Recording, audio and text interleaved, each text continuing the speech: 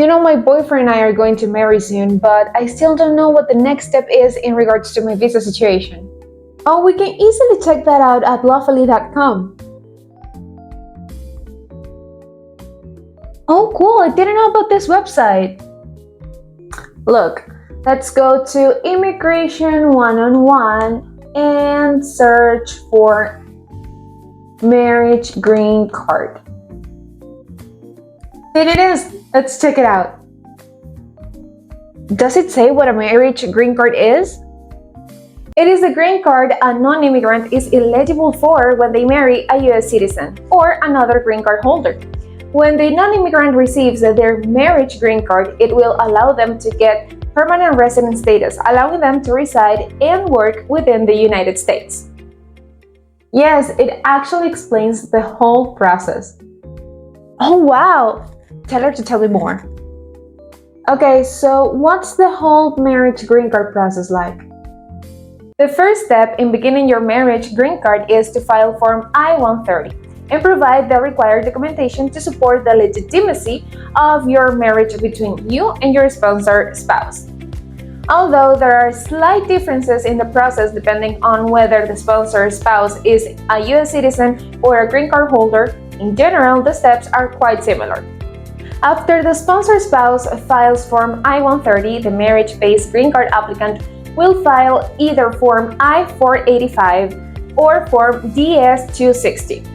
Whether to file Form I-485 or Form DS-260 depends on where the marriage-based green card applicant is residing.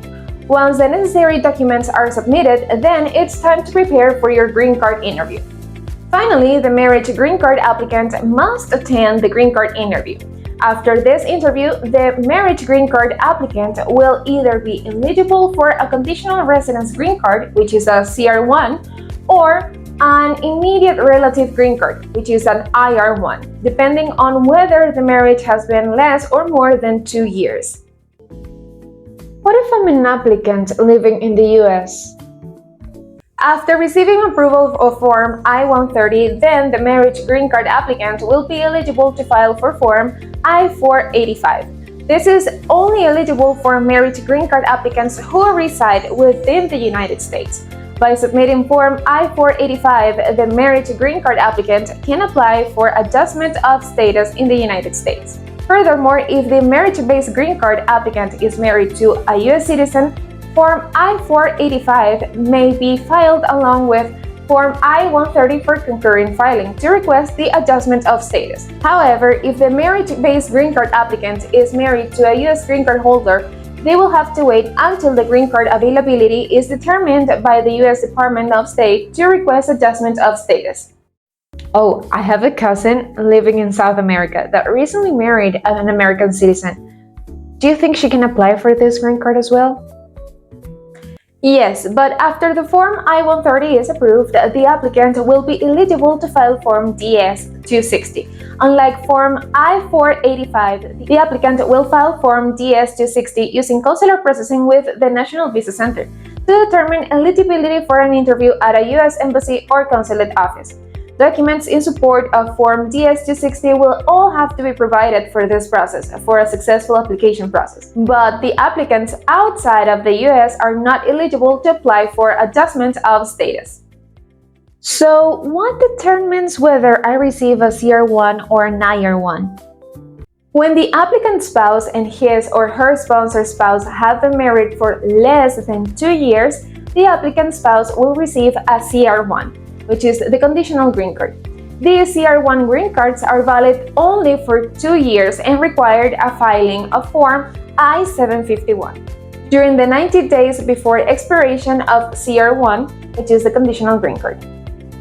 This will allow removal of the conditional green cards and the applicant to receive a permanent green card.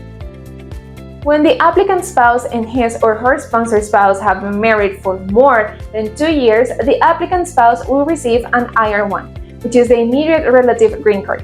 This is a permanent green card which will have a valid period of 10 years. Typically, 6 months before the expiration of the IR1, the green card holder is encouraged to renew the IR1 green card through a relatively simple process with yet another filing.